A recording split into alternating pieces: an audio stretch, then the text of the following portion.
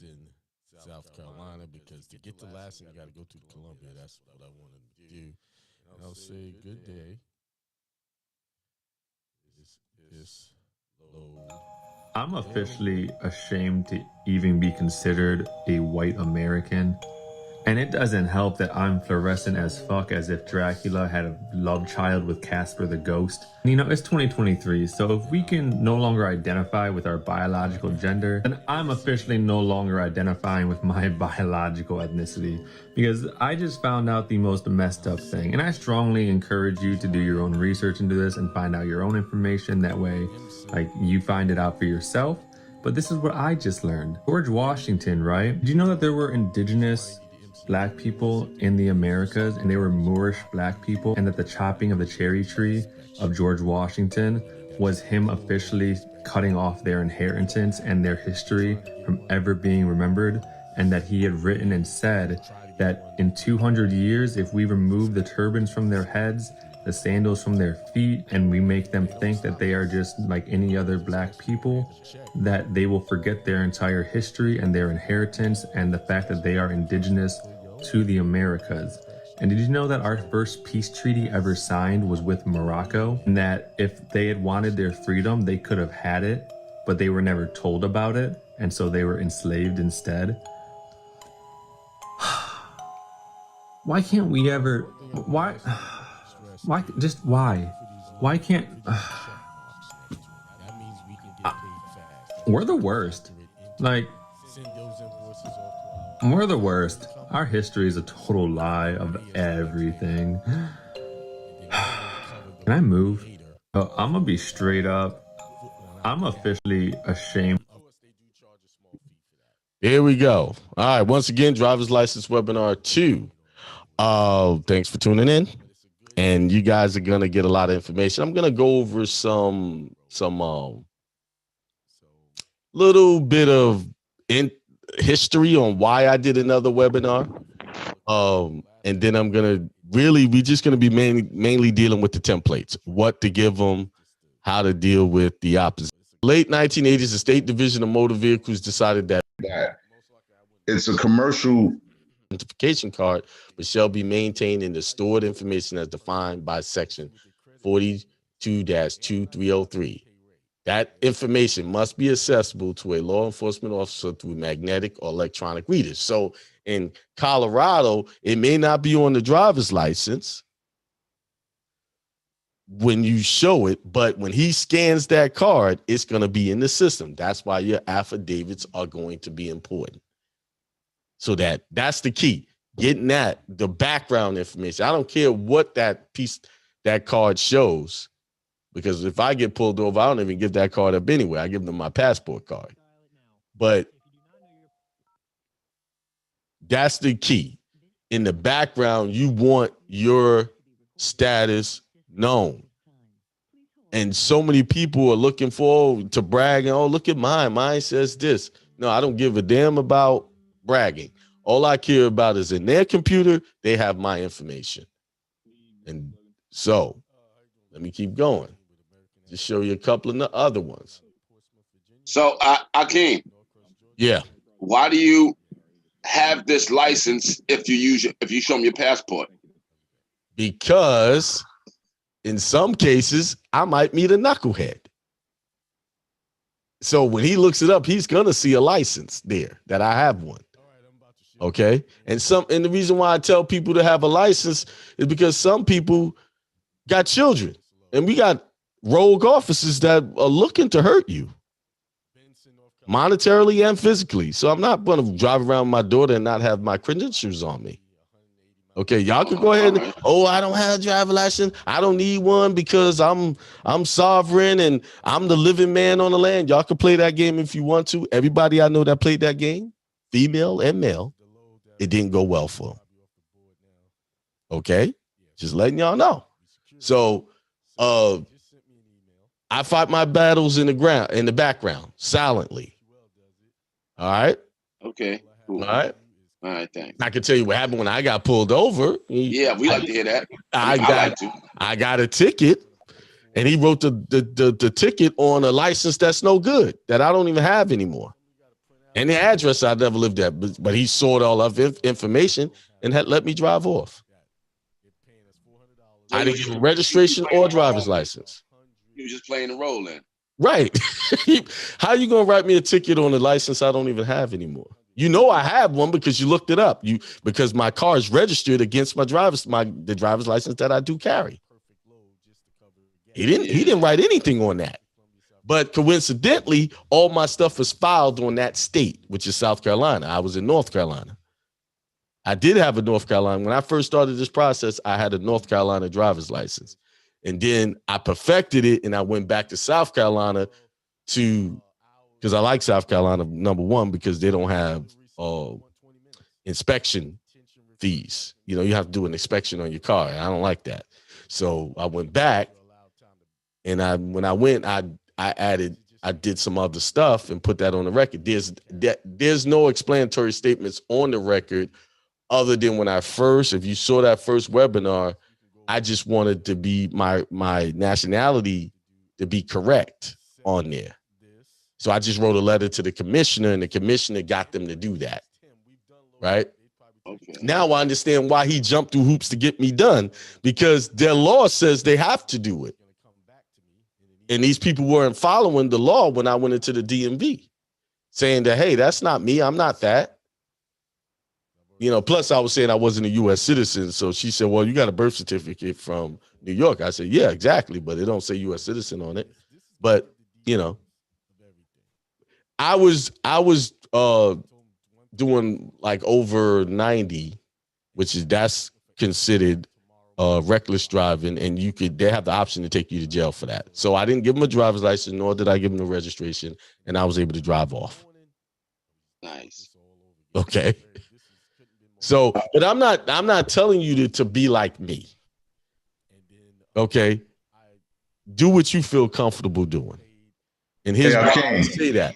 Hold on a second. Okay, sorry about that. Here's why I say that. Because I am trained and skilled in talking to people in difficult situations. That I've practiced that technique. Some of y'all, you know, we freeze up. At time when in the beginning I froze up, and that's not the time you want to be freezing up. You know, when you're dealing with that, you know, he came to me politely. He was a good officer. He wasn't mean or anything. And I handed him the passport card, and he said, well, I need your driver's license. And I asked him, well, what do you need that for? And he's like, well, I need to see who you are. I said, well, that shows who I am. You know, that's my traveling document. And he was like, well, I got to know if I said, well, you're conducting an investigation, are you? And he said, no, at first. And then he said, yes. And I said, well, at this point, I'm not giving you anything or saying anything to incriminate myself. That's all I have to give you. And after that, I don't have anything more to say. He said, well, okay. He went back, took about 30 minutes, came back with his ticket and sent me on my way and told me to have a good day. Now, everybody know under normal circumstances, I was not supposed to leave the scene of that incident. Nope. At all. So something he saw and took 30 minutes, don't take 30 minutes to do a ticket. You know, he was just trying to figure out. And then I drove off. There was another cop behind him. So they was probably collaborating. What we do with this dude? So they just moved on. So, you know, but they had to give you something to, you know, for their time. So, you know, I understand that. So I just go in there and I shut the tickets down. But what's your question, brother? It was that sounded like the brother from New Jersey. Yeah. I just wanted to say, because a couple of brothers asked, why would you need it if you have the passport card? Yeah, someone else asked that. Well, here's the problem. Rogue officers, and you're not going to be able to teach everybody what you do. Now, if you want to take a chance to just have your passport card on you, but see, I know a lot of people, I don't teach it that way because I know a lot of people don't have their stuff correct. Right. If your stuff ain't correct, you could have problems. They'll tow your car, give you issues. You know what I'm saying? I would say the reason why I'm getting the driver's license, because I had given mine up and I'm getting it back. It's a commercial transaction thing for me. When I fly somewhere, sometimes I like to rent cars. So you're only going to be able to rent a car with a driver's license. You can't rent a car with a passport card. I try. Now, in other countries, they'll let you rent with the passport card if you were in another country. But in here, they're not going to let you rent anything. Here you have to, here you have to have a driver's license in order to rent a car. So it's a commercial transaction. The driver's license is commercial. So that's why you would need the driver's license. But you could also use an IDP and an IDL to rent a car. You can, but not in all cases. That doesn't work every time. Nah, that's It depends on who you're renting from, where you are, and who you're dealing with at that counter. That's not 100%. A lot of people say, yeah, I rented with an IDP. And then I told somebody, oh, they said you can rent an IDP, and they go there and they say no. And plus, most people IDP is not connected to a credit card that they have. So somebody needs to.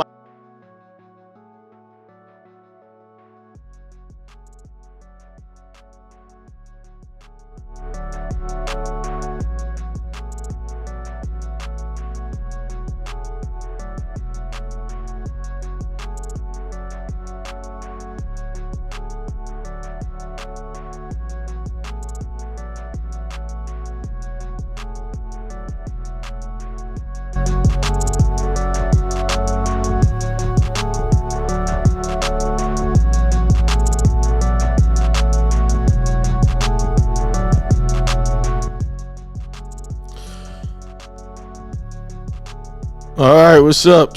It is Thursday. It's been a busy Thursday for me. Between the trucking company, now that we got 3 trucks,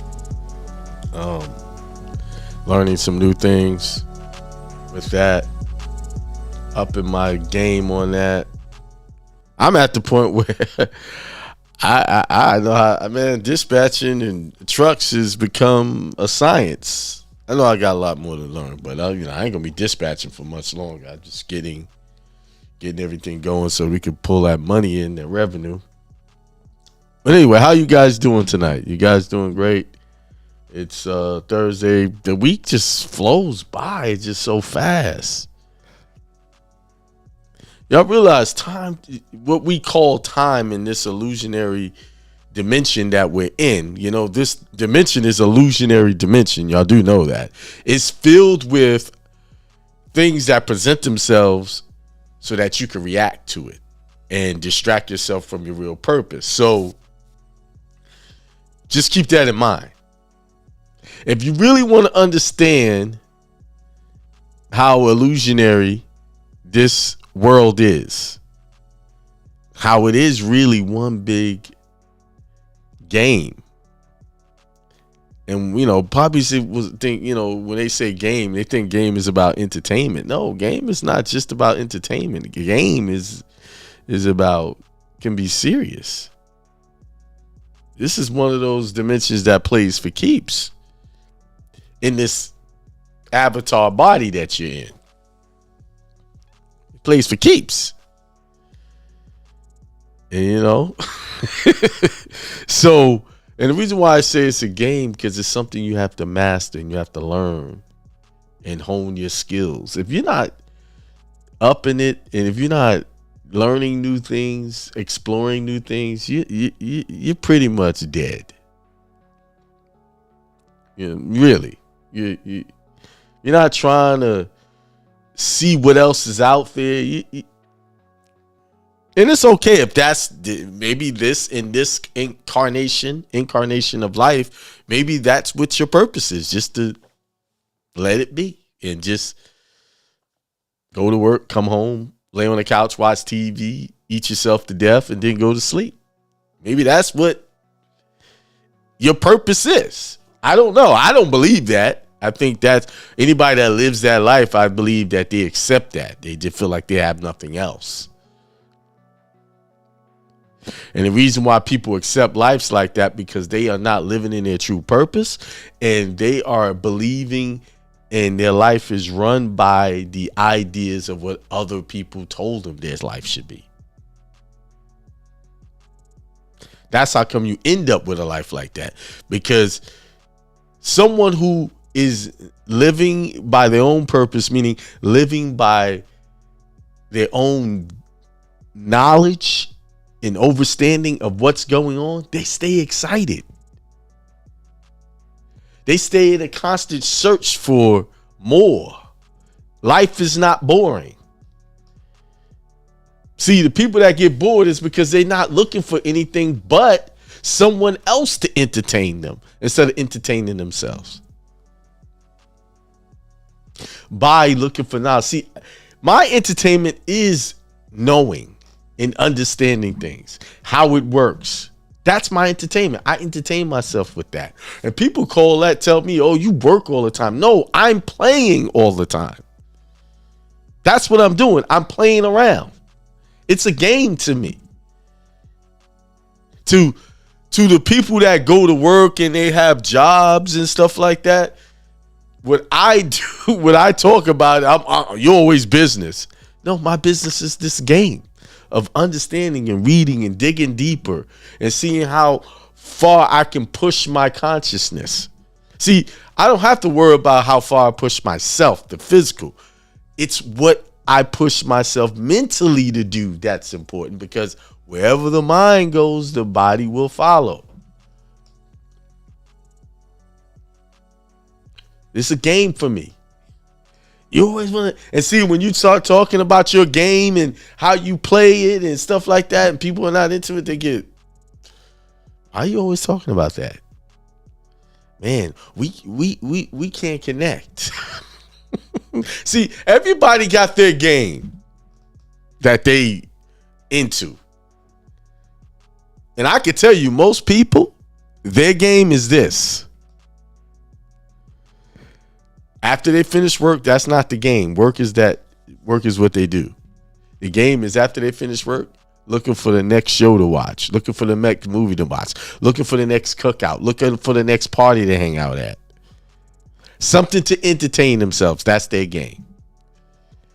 Why? Why do people chase after entertainment first before they go after their real purpose, their true calling, of why they're here? Because those entertaining things distract them from the depression they get from these jobs. It's their way to unwind. I know, I can kind of feel it. Like with the trucking company, I'm doing spending a lot of hours with the dispatching and moving trucks around, right? A lot of time over the last 60 or more days. And that feels like a job to me. I enjoy it, and then I enjoy it because it's my company. I'm building it, right? And I'm getting knowledge from it. I'm understanding the trucking industry. I'm building relationships with brokers all around the country. I talked to a guy, we had a good conversation, guy out of Illinois. And it's just interesting just listening to these people talk about what they do and, how frustrating their job is. It's not frustrating for me. And I tell you, because my attitude is the way it is, we're a relatively new trucking company. And a lot of brokers don't deal with new trucking companies. Oh, we're almost 2 years in. That's pretty good in their eyes. And we got a good safety record. So most of the time when I make a phone call to get a job, I get it. If the price is right. But it's knowledge. I'm understanding this game, and I'm actually seeing ways where this is just the beginning. This is just scratching the surface.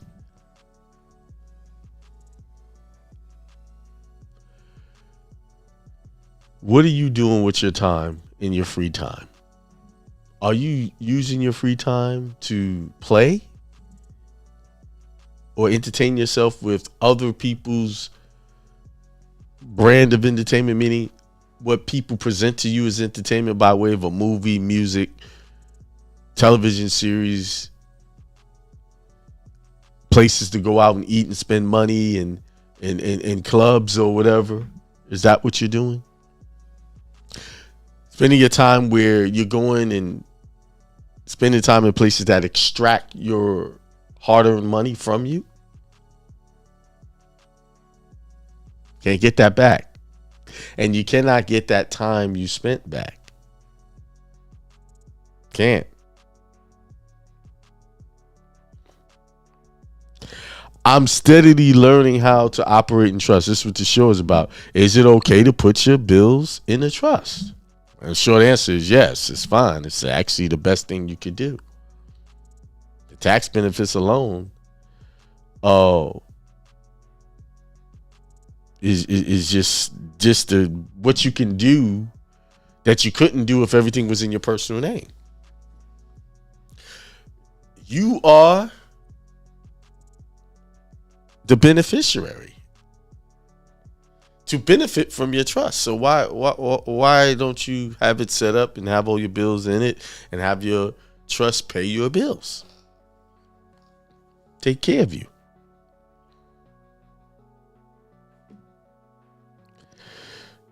So back to what I was saying about entertainment. Life is, for me, is a game. What is it for you?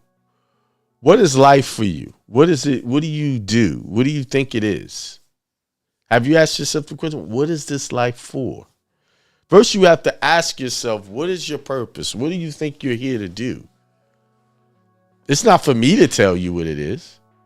You have to tell yourself. You have to convince yourself. What is it? Everyone, I believe, have a burning desire to do something that they feel is great and that will make them feel like they're accomplishing something. I think everyone has that in them. The difference is most people are run down by their lifestyles, so they don't even have the energy to pursue those things. Imagine working on a job 8-9 hours a day. An 8-hour job, really, you're spending 10 to 12 hours, right? You got to travel to the place.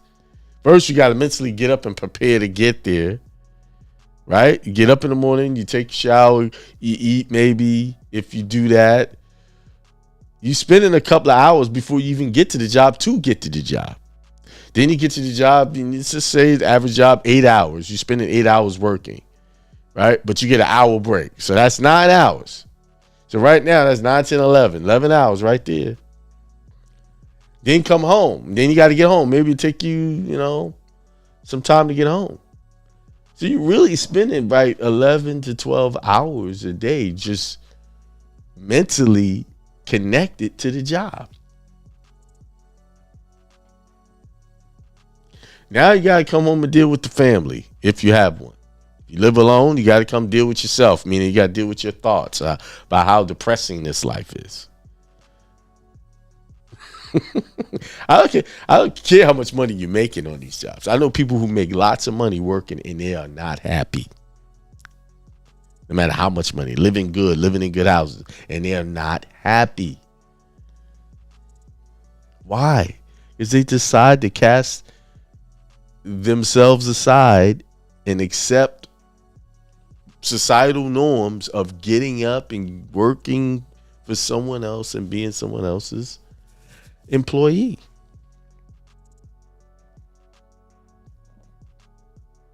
Somebody said, I'm spending my free time reading Business Secrets of the Bible. Just got to chapter 4. Great. Good deal. You see? Somebody said they work close to 60 hours a week, so it's a blur. Right? How? It's a 60 hours a week doing what? Who, working for someone else? I can see if you was working 60 hours a week for yourself. I get that. I'm on board with. But to make someone else rich, someone who would never pay you enough to live next door to them? Come on. That's where you got to become selfish. And so, wait a minute, I'm sitting here making these people rich, and I'm bringing this measly salary home and got to budget it in order to take care of my family. What are y'all doing? What do you want to do? Have you made that? Have you asked yourself that question? And once you ask yourself, are you committed to realizing what the truth is and accepting it and changing it? Do you even want to change? I hear so many people. See, I got a lot of friends on Facebook. A lot of them. And a lot of them talk about how much they want to have this and they want this business, this, that, and the other. But when I go look at their page, I don't see anything about their business that they say they're working on or they're doing. I don't see nothing.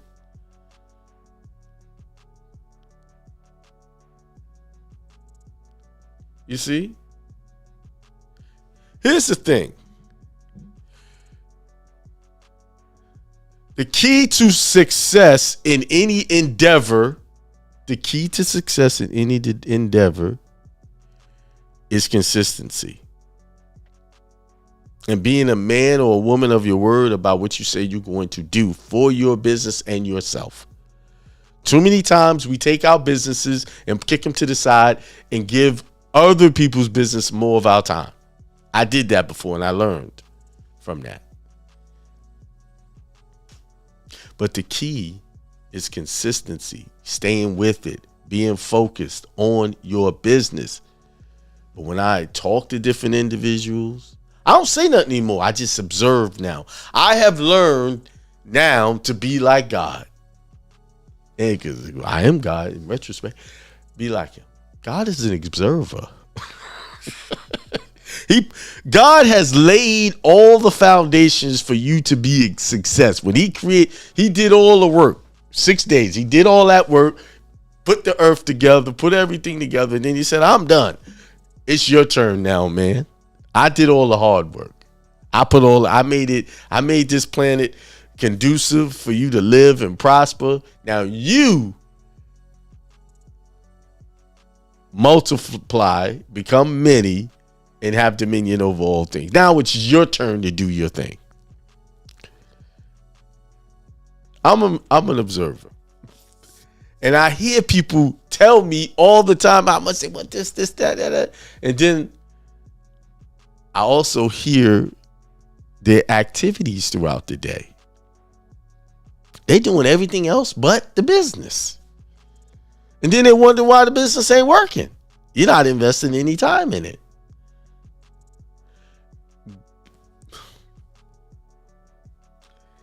That scripture in the beginning, when he gave the command, the decree to Adam and Eve, was the recipe for success.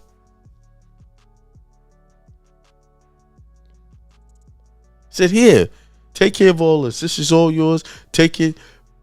Be fruitful. Multiply. Don't just stay stagnant and do nothing.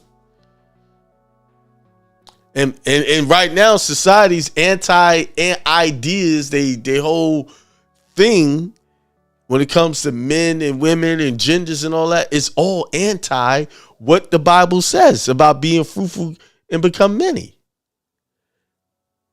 The lifestyles that they're trying to push on people is to reduce population or prevent more population. That's anti-Christ. That's anti-God. That's anti-life. And when you do not, when you're not fruitful and becoming many, being fruitful and becoming and multiplying doesn't have to do with you going to a job and helping them multiply. It has to do with what you're doing with your own individual life and your own individual family. What are you multiplying there? More procrastination? More poverty? What are you multiplying? Ask yourself, what am I multiplying? What fruit am I bearing? Good fruit or bad fruit? Living fruit or dead fruit? Which one?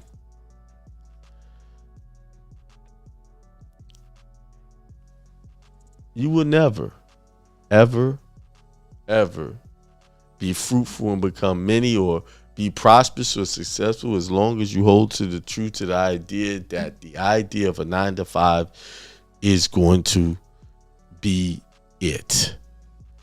It's going to give you prosperity. No, it's not. You can get a high salary from it, but there's a wall. There's a limit. That company is going to pay you at a limit. You'll never make as much as the person higher who owns the company. Never.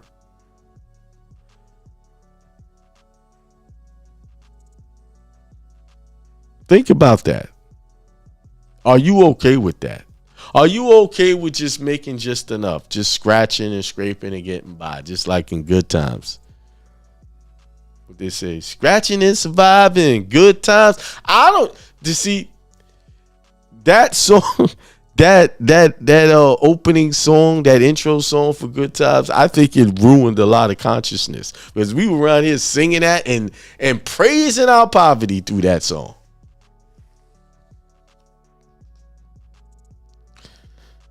Yeah. Praising our bad debts, our inability to pay our bills. Praising frustration at the system. See, it was shows like that made you look at the system as an enemy instead of looking at the system as someone you could work with and build. See, people who have wealthy mindsets look at the system and see how, learn the rules on how to benefit from it through businesses. For instance, how to create trust and stick all your utilities in it and prosper that way. Remove liability from yourself. I was just talking, my daughter is interested in getting locks. So we stopped by the salon today to kind of get a consultation to, because to introduce her to it. She's going to do this next week sometime. The stylist wanted to prepare for the commitment that it takes to do that. So the shop owner knows what I do. She's seen my YouTube channel, and she was like, "When am I going to do a class on business?" She's owned her shop, and she wants to learn how to position herself in her business with minimum tax liability. So I got to put a workshop. Probably tell her and get all other people that she know. We do a seminar right here in Chapel Hill. See, I said that to say this. People know what I do, and that's how I stay prosperous, because I talk and I walk what I teach. Are you walking and talking what you say you want or teach? Are you walking and talking, or you hide it? Now, with certain people, I can't go but so far in my teachings. I give them enough just to, hey, my thing is just going to be a business seminar. How to operate. The things you can do to maximize your tax savings.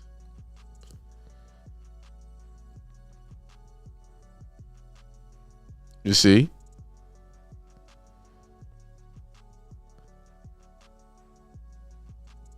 You guys got $1 billion ideas in your head. Everyone. I don't think there's anyone out there that don't have one. But your execution is poor. Your commitment is poor. You allow yourself to be distracted by things and people and situations. And it's time to stop with the excuses. It is August the 17th already. I was just saying a couple of weeks ago, it's August the 1st. Month is pretty much gone. 13 more days, it's done. We heading into fall. Summer just started, it felt like. Time is like a blur. Is there really time anymore? Or it's just days. It's this moment. So if that's the case, that means you need to be moving on what you need to do now. Don't get off this, listen to what I have to say, and then say, oh, I'll do it in the morning. No, why? Because in the morning you're going to find something else to say, you go some later time to push it off to. That's what's going to happen. How I know? Because I see it all the time. I've done it. I do it sometimes still. But I know people that are paralyzed by their own created, manufactured distractions. Some people are manufacturing their own distractions just so they can say they don't have time to do it.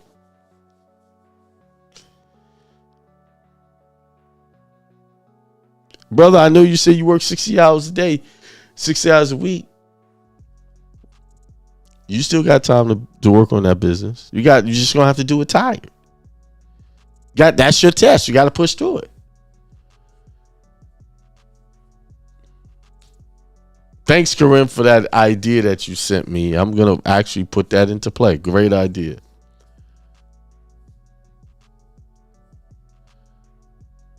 And I have people in my group that's been in there for over 3 years, and they still don't have all their bills in their trust. What are you waiting for? What are you waiting for?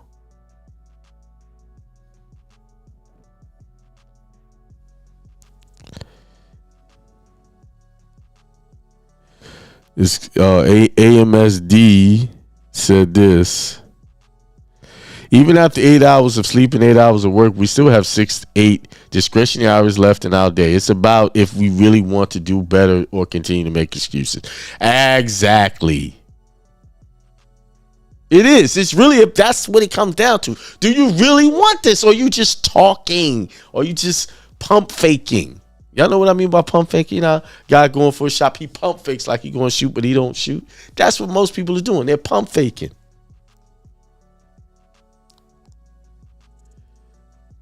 Know why I know they pump faking? Because I see them on their social media entertaining themselves with entertainment. Everything that extracts their time and their money away from their purpose in the business they say they're creating. Well, I gotta spend time with the family. Okay. I ain't gonna argue with you on that. Go spend time with your family, but don't stop talking to me about how much you got a business, because that's not your business. Your business is to entertain your family and entertain yourself through movies, TV series, and all these other things that has nothing to do with what you say you want. That's your business. See, your business is where you bear fruit at. That's your business. That's the reality of it.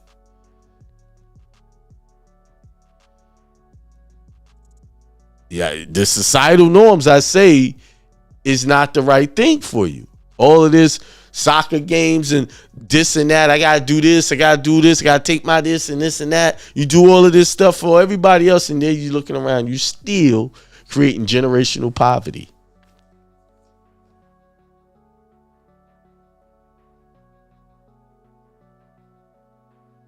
Yeah. And if you don't feel ashamed, but that's what you're doing, then that means you suffer from delusions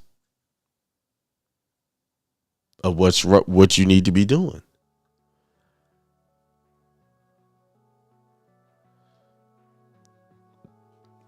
See, I'm done. I have made a decision. I'm done with dragging people along, trying to encourage and all that. I'm done with that. I'm done with, hey, let's do this and do that, and then it don't. No, I don't. Listen, I have come to realize that if things gonna get done, there's very few people that's in your corner that help you do it. Very few.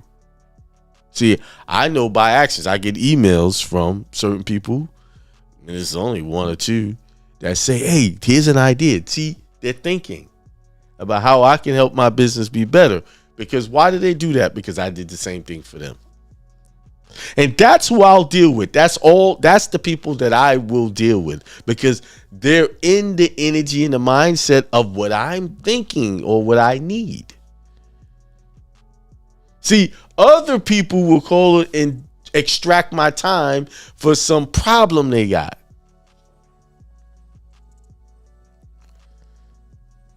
See?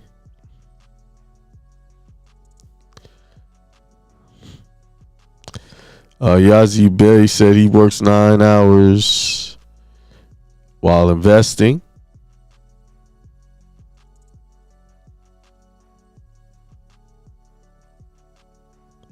Somebody said, break down a business real quick. I'm with my family. Okay, that's a broad question. When you mean break down a business, make it a little more specific, because we got all types of businesses. Well, I mean, I'll give you the rundown.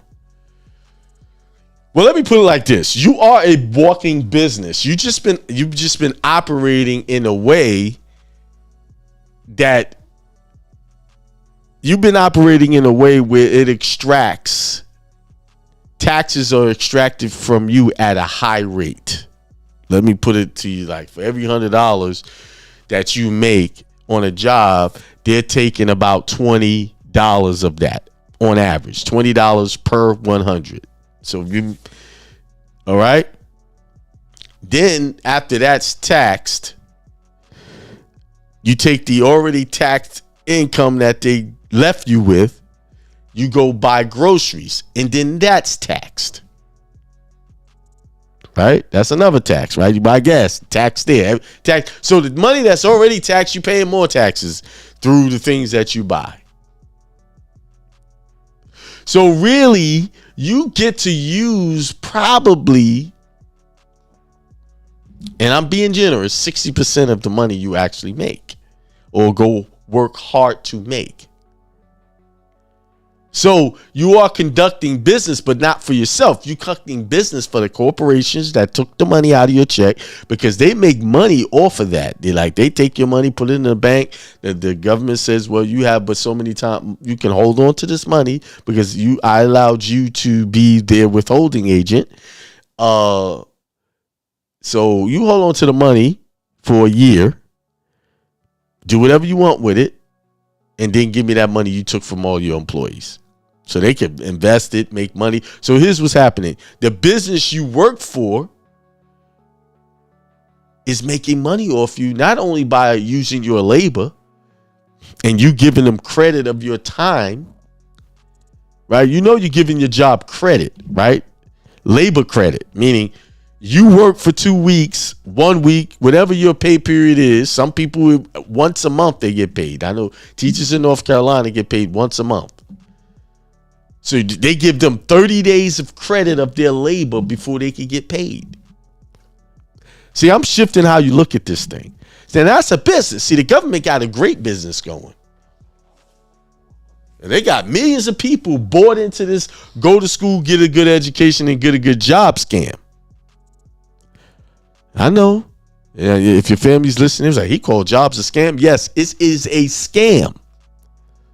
Because it gave you the false belief in security, in believing that if you go to school, get a good education, get a good job, and you could at least aspire to buy you a home or buy you a car, and then get your 401k when it's all said and done, and live off of that. And as you know, if you look around, just stop and look around and look at reality. How many people you know are living comfortably off of their 401ks?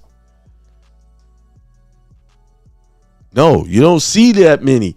You see, there's some people that's doing it, but you don't really see a whole lot. Why? I tell you where you see them. They're Walmart greeters. After they done retired, they're standing there Walmart greeting. After they retired, they out there delivering groceries. I do what do you call Instacart and all that. Yeah, I can tell you how many older folks are coming to drop my groceries off. And I be wanting to sit down and talk with them so bad, but I in my spirit to say, you know, they set in their ways. There's nothing I can do. What do they say? Don't give pearls to your swine or something like that. Not calling them swine, but don't give good information to people whose mindsets is already made up. They're gonna be what they want to be. Like the reason why they use that cast your pearls among swine. Reason why they say that, use that analogy about swine, because swine is always gonna be swine, and they ain't thinking about doing nothing but doing swine stuff. So let's make a comparison. People who think they know what they know don't want to know anything else but what they know, and they ain't nothing you tell them or try to do to change their mind. So you have to leave them alone. They always gonna be what they want to be until they decide to do something else. Yes, jobs are a scam because it steals your precious youth away from you. 20, 30, 40 years people work on a job. Then the average people who live more than 20 years after they retire is low. What's the average lifespan? Around 70 something? What is the retirement age? 65? And they're trying to push it to 68, I think. So do you really want to work these jobs until you're almost ready to be put in the ground? Or do you want to change your mind right now, invest in yourself and invest in a new business for yourself, whatever that might be? There is so much money. Let me help you understand something. 1% of the world's population owns about 80% of the world's wealth. I'll say it again. 1% of the world's population owns 80% of the world's wealth. So that means that it's too crowded in the poverty level for you to be there. There's no room for you to be on the broke level, because most of the world is there and everybody there is fighting for the same little thing. And they teach you this. That's why I say college is a scam too. They teach you and they tell you, they give you full disclosure. When I was sitting in my college class and my major was computer science. Yes, y'all, I was a computer science major, and I'm only about 2 semesters away from having a bachelor's degree. I quit for my own business. Yes.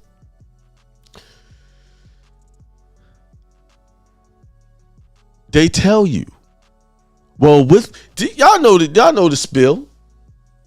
Those of you who went to college. I know some of y'all say, Akeem, you said you got a GED. You ain't tell us you went to college. Yeah, I got a GED and I went to college. Yes.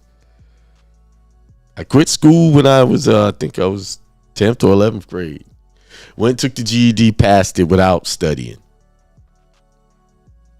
Yes. And I only took the GED because I had this job and they wanted me to have a high school diploma. I was working at the World Trade Center and I had to have that before they gave me the job. But anyway, this showed you, listen, I'm here teaching y'all stuff. I live very well. And I know a lot. When I worked at the World Trade Center, I know a lot of millionaires who had big money who barely got out of high school. And I asked one of them, I said, why you ain't go to college? He said, what the hell am I going to college for? I just hired one of these idiots that paid all that money to go to school and let him do what I need him to do. He said, I make money with my mind. I just got to know where this market is trading and play this game, this legal gambling game. And I'm good at it. And he was good at it. You see? So that kind of, at first I didn't grasp what he was telling me. I grasped because I was so still programmed on I was feeling bad about not going to school. I'm going to get back to what the spill they give you when you go to college. I know that. I'm going to get back to that. They dispill, I was so caught up with the other mindsets, like on the income level that I was, the job level I had, it really, they wanted a college degree. But I got the job without it, just. That's God right there. But in that level, I was on the level of job that I had. I was amongst all of these people who went to schools, graduated high school and had degrees. So all they talked about all day was their school and how they graduated and this and that, their alma mater, blah, blah, blah. So being around that, I felt like I was missing out on something because I didn't have a high school diploma. I didn't get a college degree. So what did that do? I went and got the GED, then I enrolled in school because this took out loans and didn't finish and still owed the loans. And I'm sitting here, and then one day I woke up and said, wait a minute, hold up, what the hell are you doing?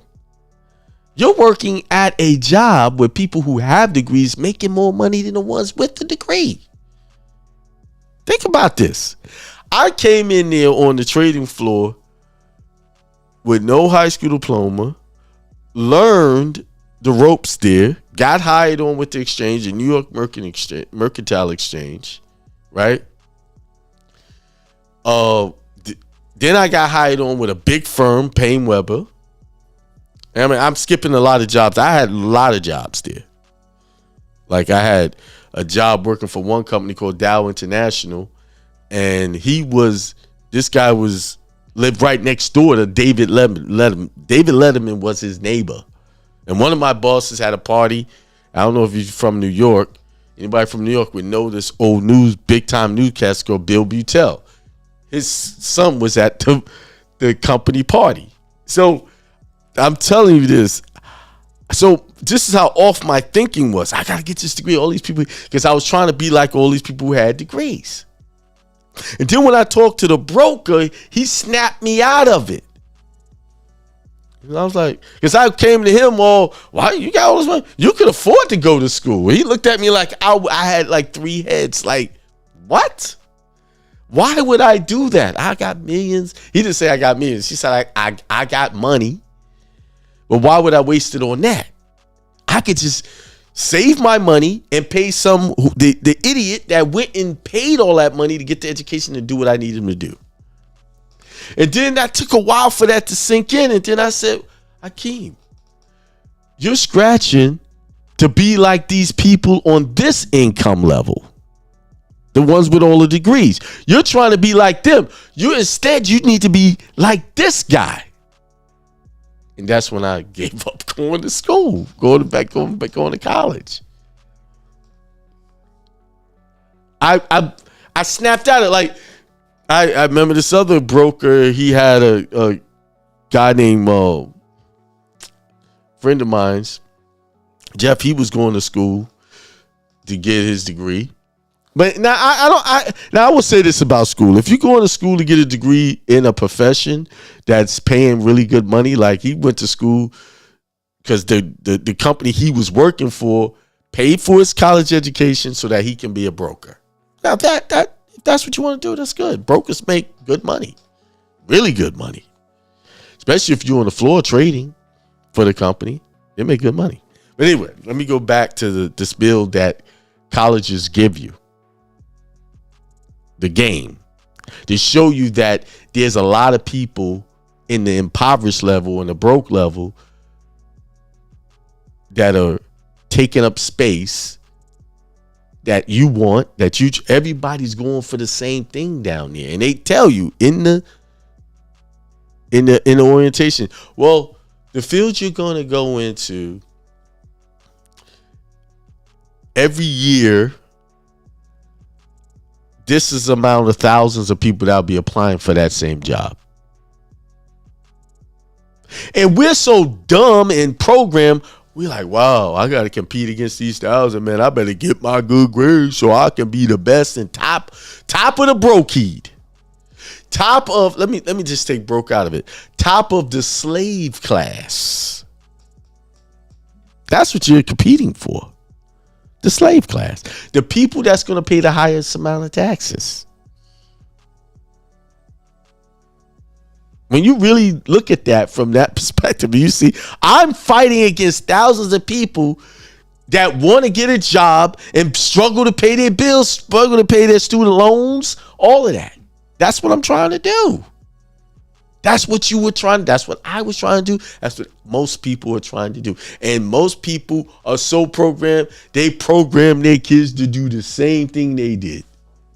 and I see them. Like sometimes I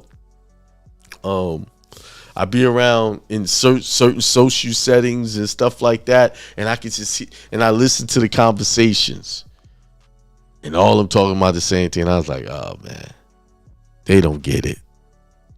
They don't get it. So, if I tell you 1% of the population owns 80% of the world's wealth,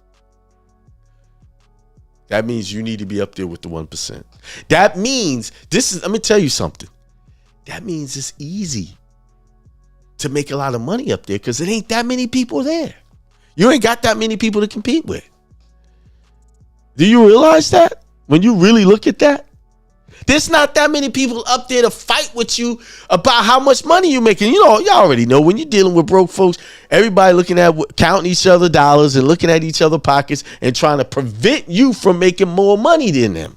That's what happens on the slave class. That's the mentality.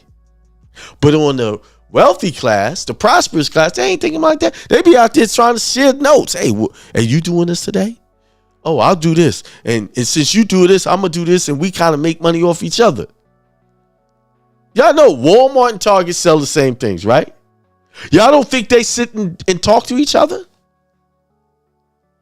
And plan out, okay, you're going to sell that printer on sale this week. Okay, we'll keep ours at this price this week. We'll keep ours above so you can go and be successful with your sale.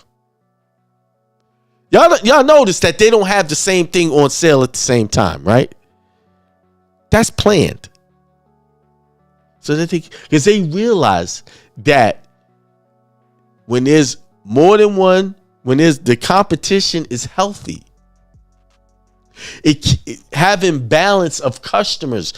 1 week I'm in love with Walmart. 1 week I'm not. I go to Target. Then I get tired of Target. I go back to Walmart. But if it's just one store to go to, people will go nuts. It wouldn't work. Because in this society, we're fickle. We have love-hate relationships with different things. How many times Walmart done pissed you off, right? I ain't never going back there, but you back there next week. Same thing with Target. Why? Because it ain't about that customer service, it's about the price you're going to pay. You trying to save some money. You go here. Oh, Walmart got to sell. Let me go over here. Oh, they got to sell. I'm going to go over here. Free enterprise. Competition is healthy. So why are you worrying about what other people making? Instead of worrying about what they're making, go with that person and y'all start working together on that making some money. Y'all think all these other ethnic groups really love each other? They got kumbaya stories and they're really that much in love with each other? No, they're not. Know what they in love with? The almighty dollar and how to make it so they all work together. You do this, I do that. You don't step on my dollar, I won't step. Boom, boom, boom. Then they all working together. It's not about love. It's not about friendship.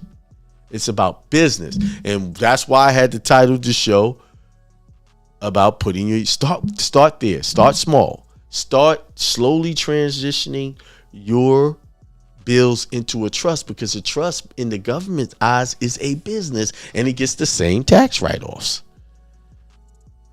So imagine if you take all of your bills and put it in a trust and you're paying that utility bill, you get to write that off because it's a trust. The trust has expenses now.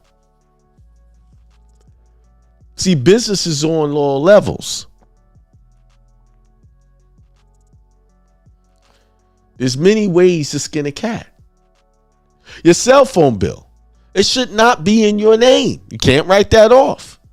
But if it's in your business name, it can be written off. You don't have to worry about deciding which one is a personal call versus a business call. It's the business. It's in the business name. And that comes straight from the IRS mouth. They told me, hey, as long as it's in your name, we don't want you to split out the calls. But if it's in my name and I'm saying it's for business call, I have to prove which call is a business. I have to itemize that. But I don't have to itemize if it's in the business name or in the trust name. Now, y'all think about that. How come your family is not part of your business? How come your family is not part of your trust? How come you're not? And it's very simple. Opening up trust accounts in utilities is just like opening up a business account. If you ever open up a business account in a utility name, like a phone or whatever, it's the same thing, same concept. They don't care. All they care about is who's paying the bill, who's going to pay the bill. That's it.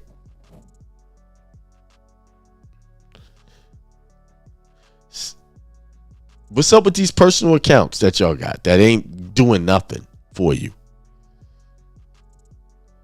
Everything should be done in business so that they become business expenses. See, when they look at commingling funds with the business, that's because if you take a bill and pay a personal bill with it out of your business account, that's commingling funds. But if you take money out of your business account and pay a business bill, that's not commingling funds. So how about just take everything and put it in your business or your trust or your church, whatever.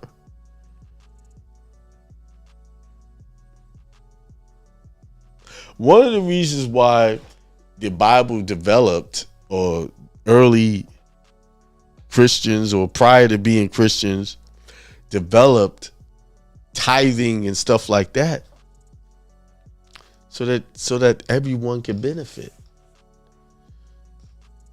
See, if your money is cycled through your ministry to aid in develop your ministry, all of that's tax deductible.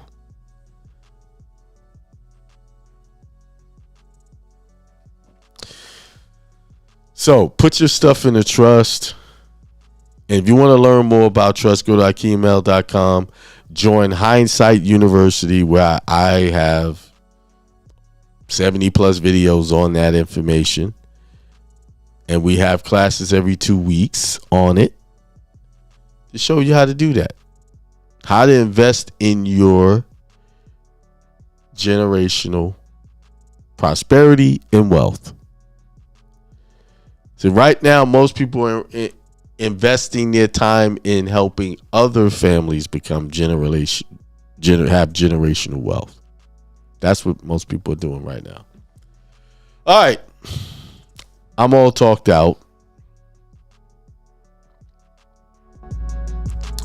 So remember, 8/26/23 discharge seminar. Hey, people are joining, man. Yeah, a lot of pre-sales. So if you're gonna be there, go to akimel.com. It's still up, so there's still room there for you to be there. But eventually, the room is going to run out, and I can't take any more people. Place only holds about, I think, 30 people, and half that's already taken right now. So, maybe more, if I can thinking. And this is where I'll discuss all of those things about setting up trust and all that. The flyer's up there, right there. There's all the information. That's where it'll be. akimel.com. Or you can cash at me, Akimel, $Akimel. There it is. Be there and get this information. All right, with that being said, I'll see you guys Sunday morning, 10 a.m. with Sunday Inspiration. I hope I inspired someone. I hope you didn't take it as an insult, but took it as a wake-up call to what I said. I'm not apologizing for what I said. And the reason why I'm not apologizing is because I lived that life. I know what it's like. I know. You see? All right. With that being said, as always, peace, prosperity, and extreme wealth to all.